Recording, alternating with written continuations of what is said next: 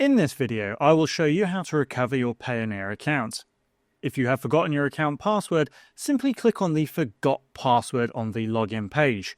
Then you will need to enter your email or username. If you do not remember your Payoneer username, simply enter your email and complete the CAPTCHA. After that, click on Reset Password. You will then be given the option to receive a code either on your phone number or your email. If you do not remember the phone number associated with your Payoneer account, select the option to reset by email.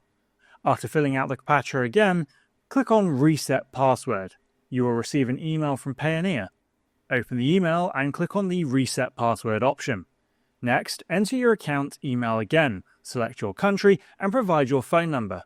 After that, you need to enter your exact date of birth as it was entered when you created your Payoneer account.